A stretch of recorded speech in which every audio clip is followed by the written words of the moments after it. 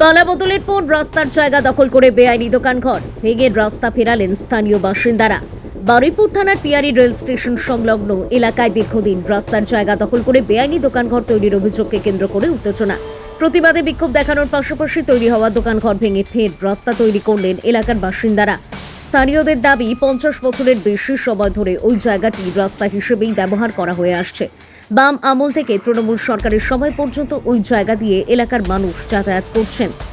অভিযোগ, গত 4 মে রাজ্যের সরকার পরিবর্তনের পর হঠাৎই রাস্তার জায়গা দখল করে দোকানঘর তৈরি করা হয়। শুধু তাই নয়, সেই দোকানঘর মোটা টাকার বিনিময়ে বিক্রি করা হয়েছে বলেও অভিযোগ তুলেছেন স্থানীয়রা। এই ঘটনার প্রতিবাদে ক্ষোভে ফেটে পড়েন এলাকার বাসিন্দারা। তারা বিক্ষোভ দেখানোর পাশাপাশি রাস্তার উপর তৈরি হওয়া দোকানঘর ভেঙে জায়গাটি ফের যাতায়াতের উপযোগী করার উদ্যোগ নেন। স্থানীয় বাসিন্দা সুব্রত মণ্ডলের দাবি, রাস্তা দখল করে দোকানঘর তৈরির ঘটনায় বিজেপির কিছু লোকও জড়িত থাকতে পারেন, যদিও এই অভিযোগের সত্যতা স্বাধীনভাবে যাচাই করা যায়নি। অন্যদিকে যারা ওই জায়গায় দোকানঘর তৈরি করেছিলেন তাদের মধ্যে শিখা মণ্ডলের বক্তব্য, ওই জায়গায় আগে থেকেই তাদের দোকান ছিল, সেই কারণেই তারা সেখানে নতুন করে দোকান তৈরি করেছিলেন বলে দাবি তার। রাস্তার জায়গা আদেও দখল করা হয়েছিল কিনা এবং দোকানঘর নির্মাণের ক্ষেত্রে কোনো সরকারি অনুমতি ছিল কিনা তা নিয়ে এখন প্রশ্ন উঠছে। ঘটনাস্থলে বারুইপুর থানার পুলিশ এসে পরিস্থিতি নিয়ন্ত্রণে আনে। Bureau report, DN news Bangla.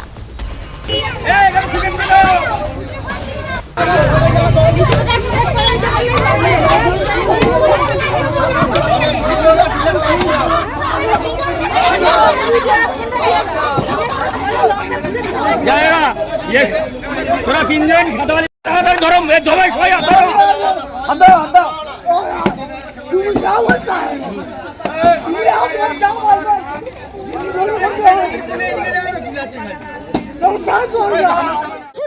শ্বশুরের দোকান ছিল এখানে। শ্বশুরের দোকানটা ভাঙার পরে মাটির দোকান ছিল প্রথম, তারপরে পাকা দোকান ছিল, তারপরে আমরা মাল জাল ফেলতে পারছি না বলে দোকানটা ভেঙে আমরা মাল জাল ফেলছি। যেহেতু বালি সিমেন্টের ব্যবসা, বালি টালি ফেলতে পারছি না বলে আমরা দোকানটা ভেঙে নিয়েছি। যেটা অভিযোগ করতে 4 তারিখের পরে আপনারা এই কনস্ট্রাকশন করলেন কেন, রাস্তাটা ব্লক করলেন কেন?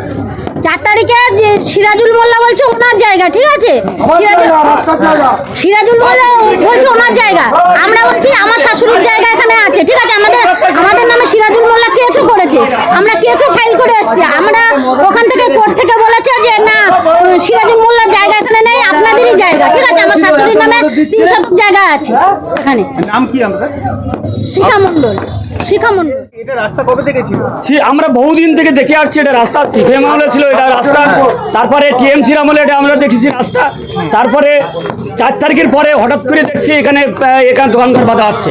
কিছুদিন পরে আমরা আবার থানায় ফানায় কোর্ট কাছারি করে আবার এটা বন্ধ করা স্টে অর্ডার নিয়ে আসলাম। তারপরে দেখি আবার স্টে অর্ডার ওরা কেটে দিয়ে সেটাকে আবার এটা চেষ্টা করছে, এটা রাস্তা আবার দোকান কাট করে বাঁধার চেষ্টা করছে। তারপর আমরা বাধা দিচ্ছি গেলে আবার এরা দোকান কাট করার চেষ্টা করছে, দোকান কাট করে এরা পাট বিক্রি করে দিচ্ছে।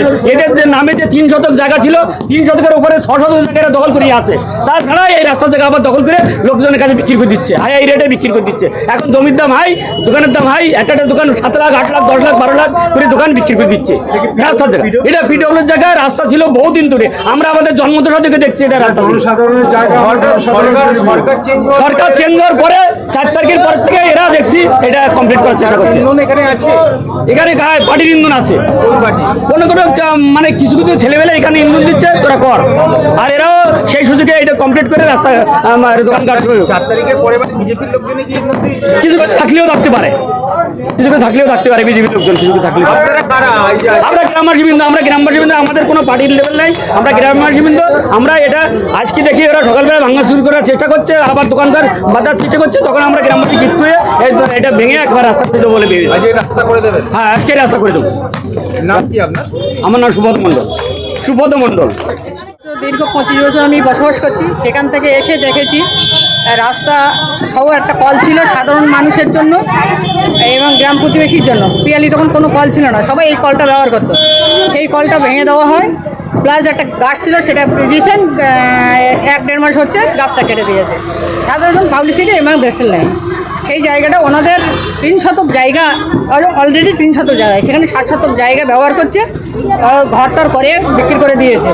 তাহলে কি জায়গাটা মানে যখন ঘরটা করে সাধারণ মানুষ সবাইকে নিষেধ করা হয়েছে এবং প্লাস ক্লাবের সহযোগিতা সবাই নিষেধ করা শুনিনি। 4 তারিখ পর মানে এই রাস্তাটা 4 তারিখ কেন মানে 4 তারিখ বলতে আমরা ভোট গণনার পর 4 তারিখে নূতন নূতন মুখ এসছে বিজেপির বা কোনো তাদের ইন্ধনের বা কোনো কিছু এই রাস্তাটা তৈরি হচ্ছে। এখানে আমি বলবো শুভেন্দুবাবু উনি আমাদের মাথা, উনি যেন এটা ভালোভাবে নজরে নেয়।